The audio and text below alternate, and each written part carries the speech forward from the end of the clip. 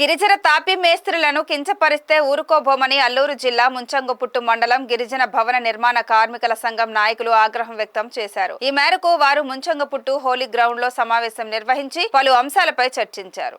సమావేశం అనంతరం గిరిజన భవన నిర్మాణ కార్మికుల సంఘం మండల అధ్యక్షుడు పాత్రో రవికుమార్, ఉపాధ్యక్షుడు బురడి నర్సింగ్ మీడియాతో మాట్లాడుతూ గిరిజనేతర తాపీ మేస్త్రీల కారణంగా గిరిజన తాపీ మేస్త్రీలు తీవ్రంగా నష్టపోతున్నారని అన్నారు. వారి కారణంగా తమకు ఉపాధి దొరకడం లేదన్నారు. కొంతమంది ప్రజాప్రతినిధులు, అధికారులు గిరిజనేతర తాపీ మేస్త్రీల పక్షాన మాట్లాడుతున్నారని, తమను తక్కువ చేసి మాట్లాడుతున్నారని అన్నారు. దీంతో తాము అవమానాలకు, అన్యాయానికి గురవుతున్నామని చెప్పారు. ఈ అంశాన్ని త్వరలోనే కలెక్టర్, ఎస్పీ దృష్టికి తీసుకువెళతామని స్పష్టం చేశారు. తేదీ 26/12/2024 దిన ఈరోజు అనగా మేము యూనియన్ మీటింగ్ అంటూ ఒక మేస్త్రులు అందరు కలిసి మీటింగ్ చేస్తుండగా మన మీద రాజకీయ నాయకులు అలాగే కొంతమంది ఉపాధ్యాయులు రిపోర్ట్ ఇచ్చిన సందర్భంగా ఈరోజు మీటింగ్ చేస్తున్నామని తెలిసి స్టేషన్లో మమ్మల్ని పిలిచి అక్కడ ఇరు వర్గాలు చిన్న డిస్కస్ జరిగిన సమయంలో ఎస్ఐ గారిని, సారు ఇది పద్ధతి కాదు, మా యూనియన్ గిరిజన యూనియన్గా నిలబడాలని మేము ఇది చేస్తున్నాం, ఈ యూనియన్ నిలబెట్టేలాగా మీరు చూడాలని మీ దగ్గర వచ్చాము అని అడిగితే అతను జియో నెంబర్ 3 అనేది ఇప్పుడు లేదు, మీరు దాని గురించి ఇది కాదు, భారతదేశంలో మీరు ఎక్కడైనా వెళ్ళి బతకవచ్చు, పని చేసుకోవచ్చు, అలాగే అక్కడి నుంచి కూడా ఎక్కడైనా వచ్చి వాళ్ళు పని చేసుకోవచ్చు, బతకవచ్చు, మీరు వాళ్ళకి తరమడానికి కానీ తిట్టడానికి కానీ పంపించడానికి మీకు ఎటువంటి అర్హత లేదు అని ఎస్ఐ గారు కూడా చెప్పడం జరిగింది.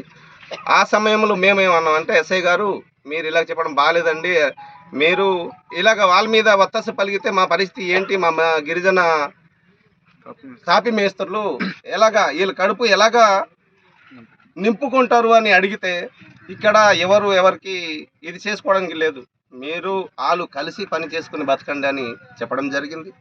అలాగే ఉపాధ్యాయులు అయితే ప్రత్యేకంగా మీకు పని రాదు, పని నేర్చుకోండి అని చెప్పారు. అంటే ప్రత్యేకించి వాళ్ళు మైదాన ప్రాంత మేస్త్రుల్ని మాత్రం వత్తసు పలిగారు తప్ప గిరిజన మేస్త్రుల్ని మాత్రం ఎటువంటి సహకారం కానీ మాటలు కానీ ఏమి చెప్పలేదన్నమాట. దాని గురించి అని ప్రత్యేకించి మా మేస్త్రులు చాలా బాధపడడం జరిగింది.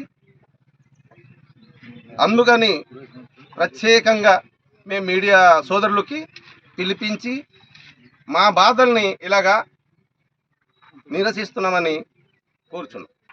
ఏ రకంగా చూసుకుంటున్నారు తప్పగానే గిరిజనులకు మాత్రం ఎటువంటి లబ్ధి చేకూర్చకుండా వాళ్ళు విచ్చలవిడిగా చేసుకుంటున్నారు.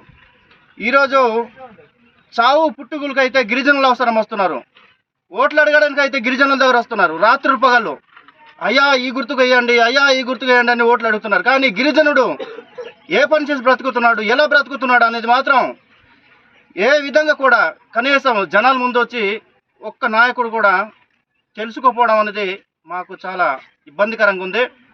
కావున ప్రతి ఒక్కరు కూడా ఈ యొక్క విషయాన్ని గమనించి మాకు న్యాయం కురుస్తారని మేమెంతో మీకు కోరుకోవడం జరుగుతుంది. ఇలాగే మేము సుమారుగా స్టేషన్లకి 4-5 సార్లు తిరగడం జరిగింది. మేమేదో ముద్దాయిల్లాగా వాళ్ళ దగ్గర వెళ్ళడం, లేదంటే ఫోన్లు చేయించి ఇలా రకరకాలుగా భయపెట్టడం జరిగింది.